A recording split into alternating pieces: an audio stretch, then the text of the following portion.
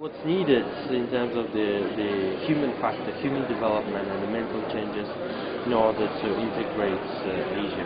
The first thing is imagination. We operate on three dimensions: past, present and future. So it is to join in a discussion, to be able to understand that the constraints that prevent us from creating shared wealth in sustainable development or products of what we've inherited from limitations of the past. And when I talk about multi-stakeholder coalitions, it's the youth. The youth, for instance, can join networks of women, networks of entrepreneurs. So it's not just an economic multi-stakeholder issue. It's a cultural, it's a social, it's generation to generation, people to people. Because the advantage of a network approach is that its density depends exactly on our capability and willingness to engage in dialogue and discussion.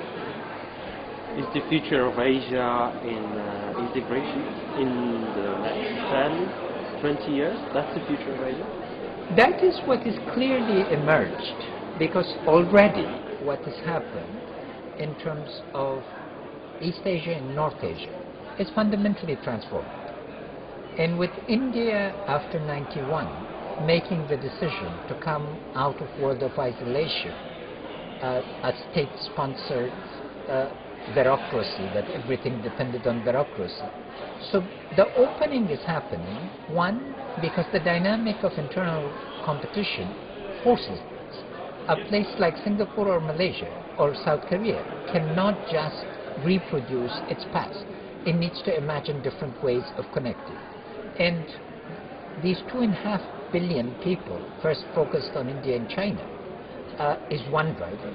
But the other is, of course, the disappearance of the former Soviet Union is opened up Central Asia, and the new dynamic in Middle East or Southwest Asia is the other series of things.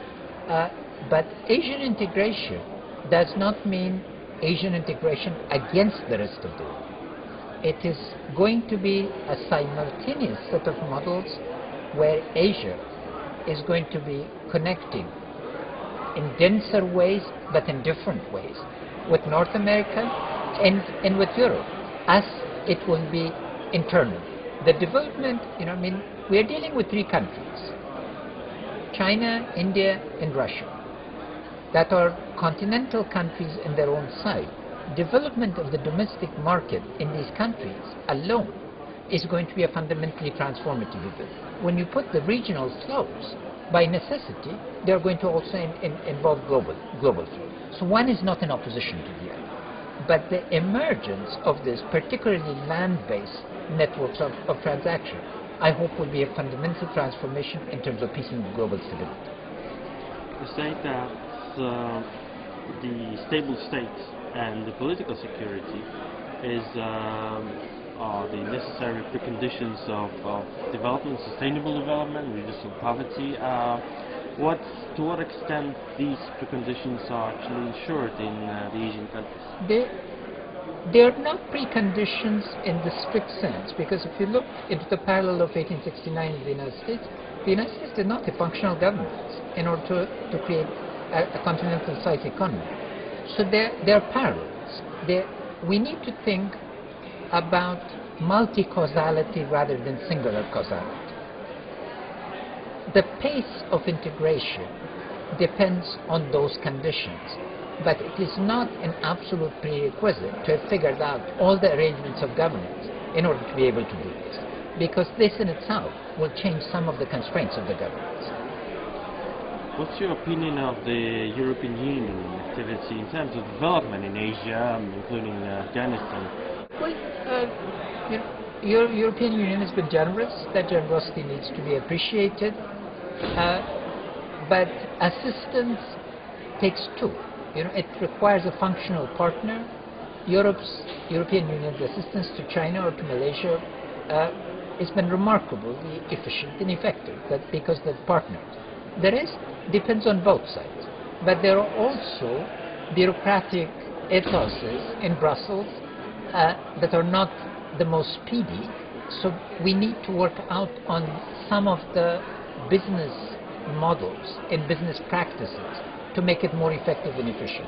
Because there are some remarkable examples of European effectiveness, particularly vis-à-vis early accession countries such as Spain and Ireland, that was remarkable, and full lessons need to be drawn.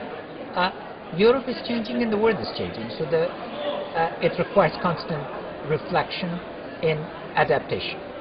But assistance from European Union in a context where in the next 10 years global aid is really going to be under pressure is extremely important, and support for that is going to be essential. You just say that there's no development aid, there's actually or should be investment. No, I mean, there are parts. The question is effectiveness. The question is not a theology. A lot of aid, as I've explained in my various publications, it's been ineffective. But that is not a blame game to blame the donors, but bureaucratic obstacles have really been fundamental.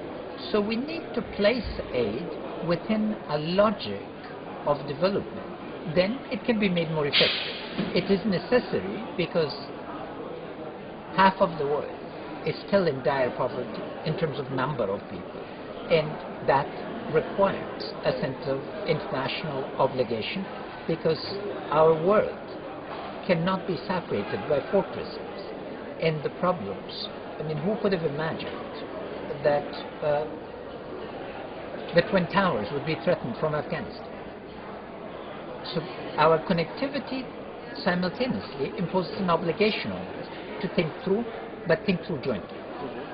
And finally, what kind of best and worst practices and experience from the European integration do you think could be somehow valid and valuable for pursuing the Asian integration?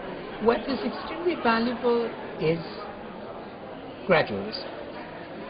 The sense that the speed is to be determined realistically, that idealism should be tempered with pragmatism, and pragmatism backed with idealism. That is the lesson, that a distant vision was not left to be distant, it was made operational through community of coal and steel, and to be able to go with it.